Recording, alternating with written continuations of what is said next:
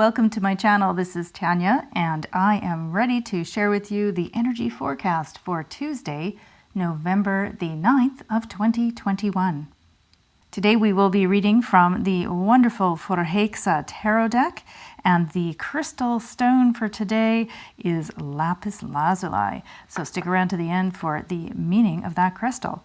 And now we're going to shuffle up the cards and see what energy is coming forward for today. So we are looking for a little support and guidance for today, November the 9th of 2021. And there we go, right there. Okay, this is the Five of Fire. Now, as usual, I am going to read from the guidebook because she has the most incredible stories, and then I will give you my interpretation of the energy. And don't forget to turn on your closed caption so you can read below. The Ten of Fire. The dragons of Förhäxa often bury their eggs in areas that are easily accessible to the fairies. It is said that they do this because they know the fairies will move the eggs into spaces too small for other dragons to fit in and protect them from potential threats. The task of gathering and relocating dragon eggs is not a job for the weak or uncommitted, let alone those afraid of fiery little creatures. Also, because dragons deeply connect to family members, the eggs in the area must stay together. One would not want to be responsible for losing a baby. When I came across the Ten of Fire, the fairy gathered its strength and balanced the basket of eggs before standing up. Dragon egg collecting is a less than glamorous job.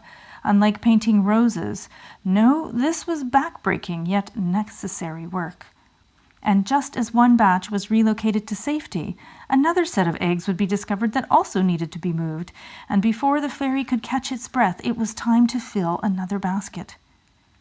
Those days when you feel as though life is just piling on all the tasks that no one else wants to do, that is the energy of the Ten of Fire. Someone you got saddled with doing the extra work, or you may have signed up for it without realizing what was involved. Most of the time, once we are knee-deep in work, saying no or backing out of the commitment seems impossible, and you need to see the job through. Sometimes we make this energy harder than it needs to be because we refuse help or assume that nobody can do the job as well as we can. Be aware of taking on more than you can handle or setting yourself up for failure because you believe that you alone can get the job done.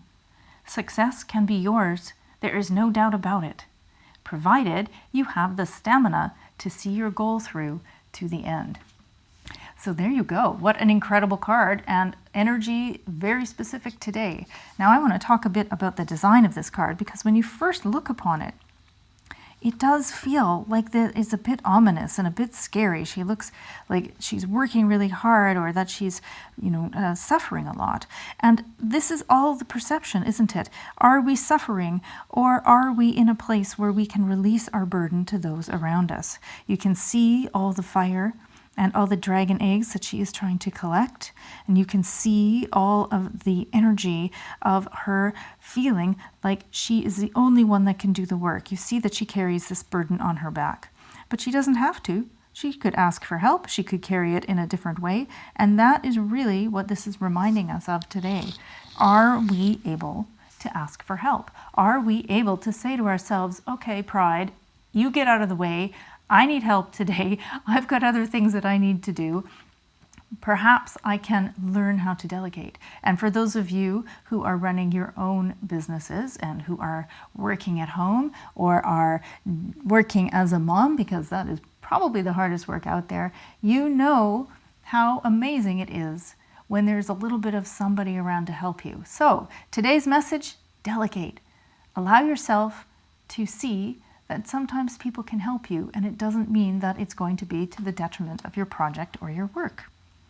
And the stone for today is a Lapis Lazuli, and Lapis Lazuli is a really incredible crystal for many reasons. It's quite a powerful stone, and this particular one is sourced from Afghanistan. You can see it has this deep cobalt blue, and the quality of a lapis is really dependent upon what is included with it. Now, lapis naturally grows with pyrite and sometimes calcite. And so the more calcite you see, which is the white that you'll see threaded through very common lapis, the lower the price point. So when you are buying lapis and you see one that has a deep dark blue, you will know that it's a good quality crystal. So these are also known as a stone of royalty or a manifestation stone. And that is part of why the energy, you can see the pyrite, which is actually fool's gold. And so we have that combination of the gold and the blue. And that is why you see it in a lot of antiquity, especially in the Egyptian sculptures and headdresses and different things that they used, because this is a royal stone.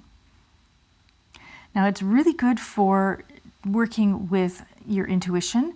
Like most blue stones, it has an alignment and affinity to the energies of your third eye, and you will find that it is a really good crystal, like many others, that help you to be aware of your own energy and your intuition.